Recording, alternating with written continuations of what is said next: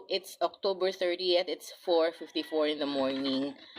Okay, and we are in the Bitcoin chart, 1 hour time frame. So, nagkaroon tayo ng dump. There was an announcement of the U.S. federal funds rate policy earlier this morning, around 2 in the morning, and everyone was expecting that it's gonna be bullish, which normally is and should be bullish. If there's a rate cut, it should be bullish for crypto stocks and commodities. Okay? Pero hindi siya nangyari. But if you are in the group chat, we have been talking about this last night. We've been talking about this in the GC last night. Kasi in the last 3 days, in the last last 4 days na, we've been noticing na BlackRock has been selling off Bitcoin and ETH.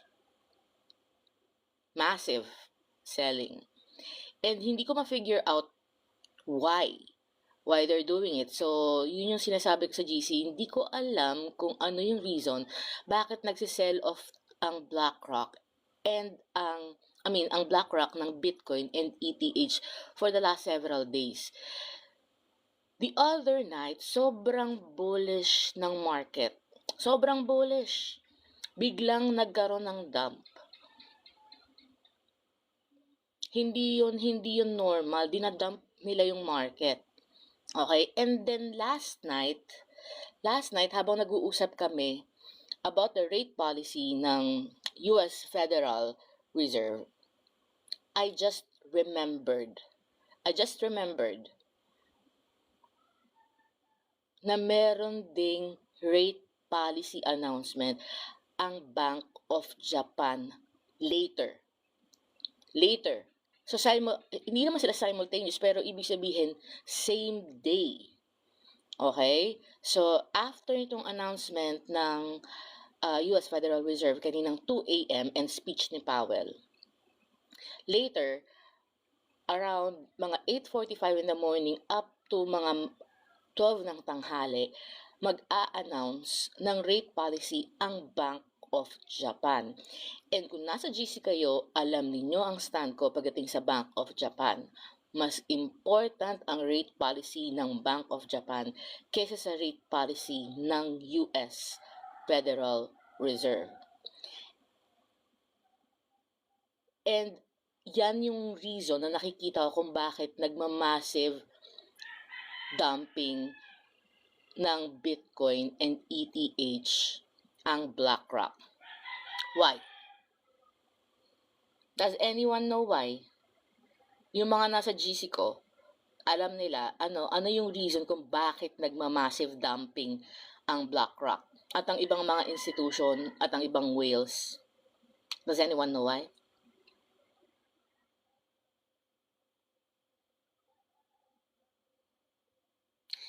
Dahil they need to pay off. They need to pay off yung debt nila. If hindi kayo aware, ang Bank of Japan, ang biggest lender sa buong mundo.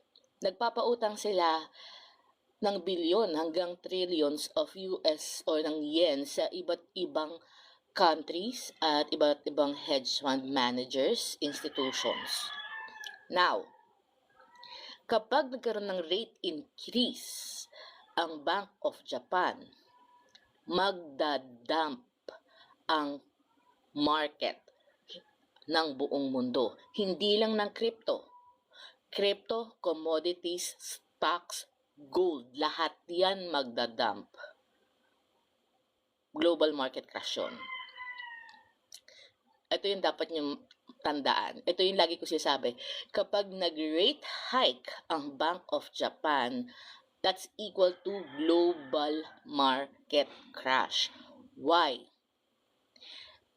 Dahil karamihan ng pinapa-loan or pinapautang ng Bank of Japan are big institution, including countries, mga central banks ng iba't ibang countries, like US Federal Reserve. Pinapautang din ng Bank of Japan. The moment na magkaroon ng rate increase, massive yung interest rate na maa-add sa mga utang nila. Nagigets nyo ba? Just imagine if US has 1 billion US dollars. Just an example, 1 billion US dollars from 0.25 interest at nag-increase ng another 0.25% ang Bank of Japan. Magkano yun? Million yun. Diba? Compute natin.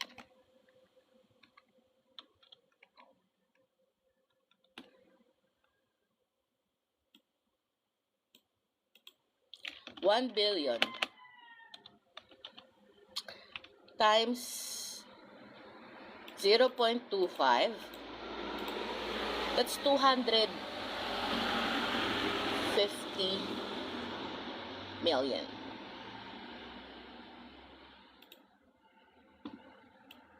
Tama ba yung ginawa ko? One moment, guys.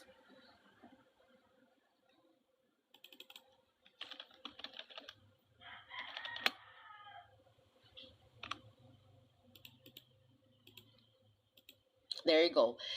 Sa 1 billion na loan ng isang institution sa Bank of Japan, if they loaned 1 billion US dollars, ang interest niya is 250 million. So pag nagkaroon ng rate increase by 0.25%, that's another 250 million. So yung magiging interest would be 500 million. But the problem is, hindi lang 1 bilyon kung mangutang ang mga companies or institution sa BOJ. Naiintindihan nyo? Merong mga nangungutang ng trillions of dollars. So just imagine, kapag nag-loan sila sa BOJ ng trillions and nag-increase ng additional 0.25% ang interest rate ng Bank of Japan, dodoble yung interest nila. Nagets nyo? So, possible na kapag trillion ang utang nila, so 1 trillion, that's gonna be 250 billion. 250 billion ng interest. Pero pag nag-increase ng additional 0.25%, that's gonna be 500 billion. Ibig sabihin, madadagdagan ng additional 250 billion ang interest ng niloan nila. So, to prevent na mag-pay ng additional interest, itong mga nangutang kay Bank of Japan, what they do is, they sell off assets. Sinisell off nila yung assets nila bago mag-announce or maging effective yung bagong interest rate hike. Okay? Ganon siya. Ngayon, ano yung na-notice ninyo? Nag-start na mag-sell off si BlackRock mga 4 days ago, which is very unusual. At hindi ko maintindihan kung bakit nila ginagawa. And kagabi ko lang na-realize na galing ng Japan. Naalala ko galing ng Japan si Trump the other day, remember? Nanggaling si Trump sa Japan, he met with the new Prime Minister. Babae siya. Bagong Prime Minister, kauupo lang niya. And meron silang bagong deal about sa rare metals. May bagong 17 rare metals na nagkaroon sila ng deal for import and export. Okay? Pero kasabay nun, guys, bigla na lang nagsisell off na si BlackRock. So, don't you think may alam ang BlackRock na possible na magkakaroon ng rate hike later ang Bank of Japan? That's why they're selling off. And yung reason nila sa pagsisell off is not because they want to dump the market. They need to raise funds to pay off yung utang nila sa Bank of Japan bago mag-announce ng rate hike later. Nagigets nyo? Yun lang yung nakikita kong reason. Kasi walang reason para mag-dump ang BlackRock for several consecutive days unless they know na possible na magkakaroon ng rate hike later and they are preparing to pay off. They're preparing to pay off the debts.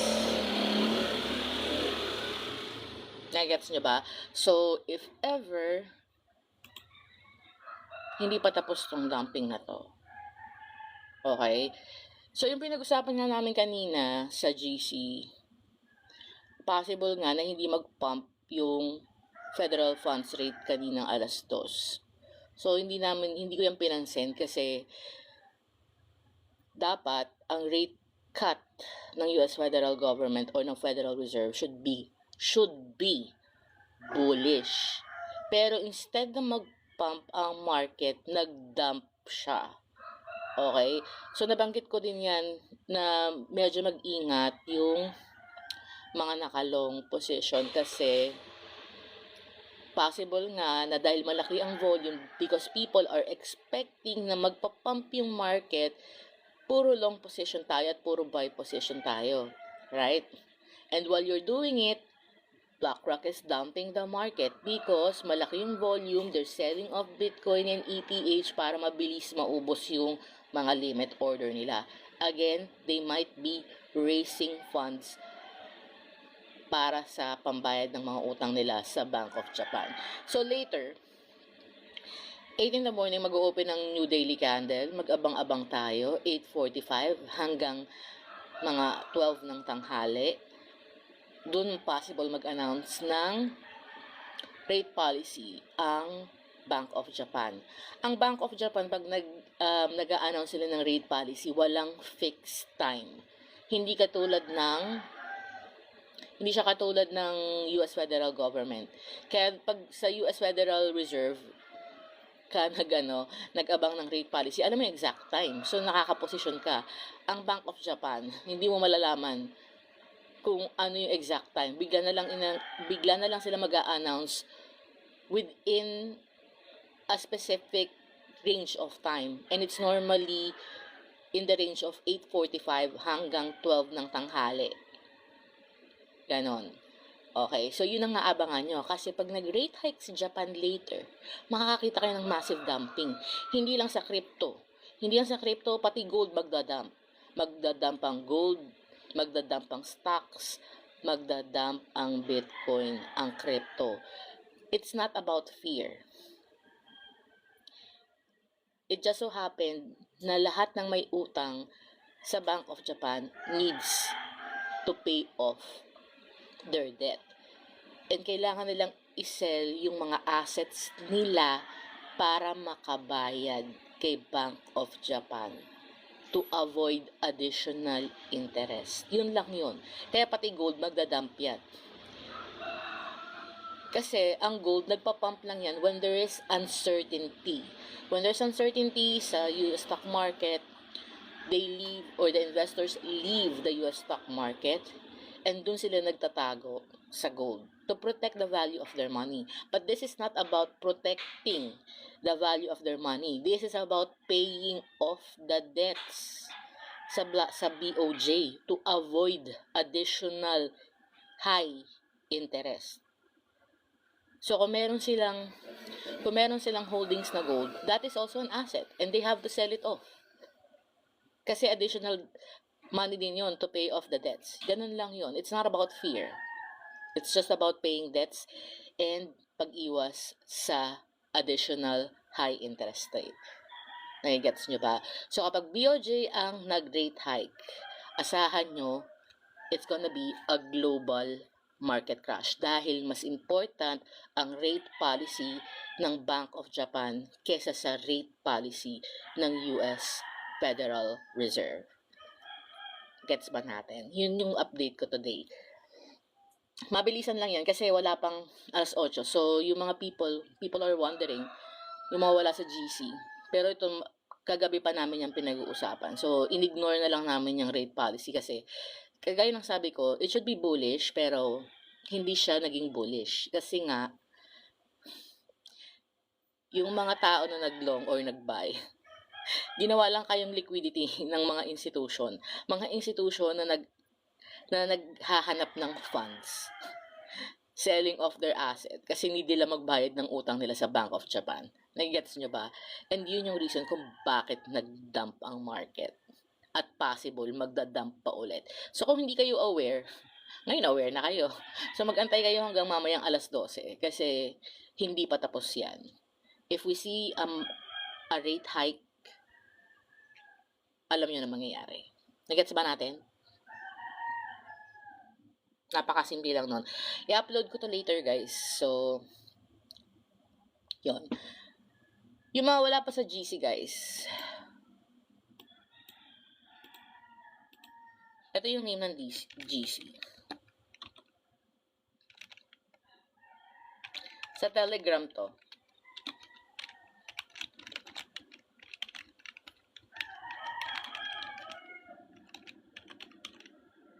Yan. It's Trader Chick exclusive group. Okay. Diyan kami nagkakaroon ng discussion. So, last night, discussion namin yan for several hours. Hanggang 11 ng gabi. Okay. So, again, hindi pa tapos yan. Huwag kayong magtitiwala na tapos na yan. Dump na yan. Gets ba natin? Kailangan nyo patapusin ang Bank of Japan rate policy later. And it's gonna be between 8:45 to 12 ng tanghali, Manila time. Nagets ba natin?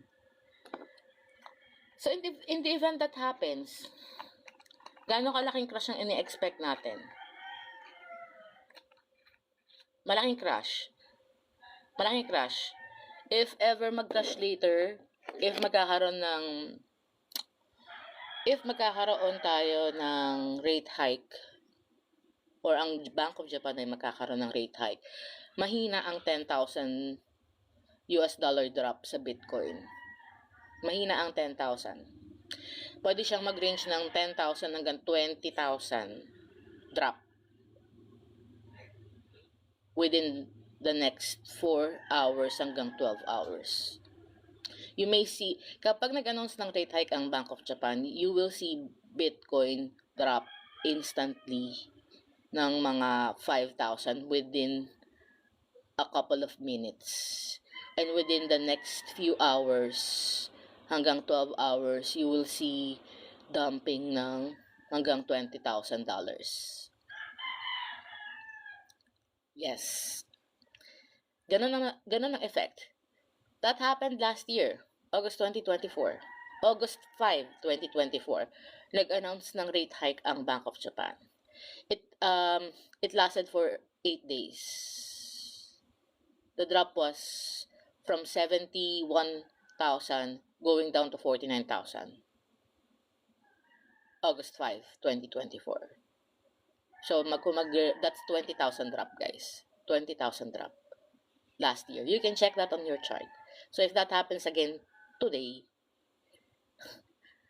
20,000 drop, easy yan ngayon.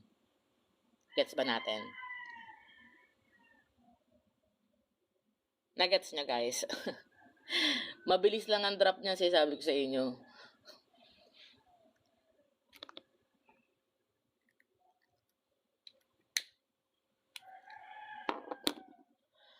You can expect na mag-drop ang Bitcoin pa lang yan, guys, ha. Pero expect nyo na lahat ng mga asset magda-drop. Meron akong swing trade. And yung take profit ko, dalawa pa yung natitira. Partial kasi siya eh. Meron pa ako sa 100,515 at sa 95,000. Why? Because I'm still expecting na magda-drop ang price ng Bitcoin going to the 50 weekly exponential moving average. Diba, sinabi ko sa inyo, I'm still expecting na bababa ang price ng Bitcoin sa 50 exponential moving average dito. Kasi lagi niya yan ginagawa, guys. Yan. Then retest twice. Every time na nagkakaroon ng correction binababa ng Bitcoin ang 50, yung yellow line na yan. Every pump, magpa-pump siya, nakita niyo yan, pump. After mag-top, retrace. Ang target, 50 exponential moving average. And then, slightly go up in the next few weeks and then mag-retest twice. Saka ulit magpa-pump, pag na-reach ang top, mag-retrace ulit sa 50 EMA, akit ng konti, i-retest twice. And then magpa-pump ulit siya at nasa top na tayo. So ang target ulit is 50 exponential moving average. Pag na-touch yan, aakyat ulit within the next few weeks and then mag-retest ulit yan twice bago mag-pump at mag-create ng bagong high. So, hindi pa to nare-reach. This is around 100,000, 101,000. And pwede siyang lumalim. Katulad ng ginagawa nitong mga to. Lumalabas siya or bumababa siya below. Pero bumabalik din siya within the same week. So, possible makakakita ulit tayo ng week na ganito dito. So, if this is around 101,000, pwede nyo makita na bumaba ang Bitcoin hanggang dito, mga 96, 95, 96, 97,000. Dahil nandiyan dyan yung mga support natin. Nagigets ba natin? Requirement yun. Kailangan ma-hit ng Bitcoin ang 50 EMA para makakreate ng bagong high. Hanggang hindi niya nahihit ang 50 exponential moving average sa weekly, hindi tayo makakakreate ng bagong high. Nagets nyo? Para sa Bitcoin. Yun lang yun. Napakasimple lang nun. Okay? So, yun lang yung update ko for this morning. Abangan nyo na lang yung possible na mangyayari later. Okay? So guys, again, thank you for watching and mawawala pa sa GC, mag-join na lang kayo para aware kayo sa mga discussion sa GC, yung mga possible reason kung bakit dumping. Okay, pero hindi pa yan tapos, guys. Hindi pa yan tapos. So guys, good night. Thank you for watching.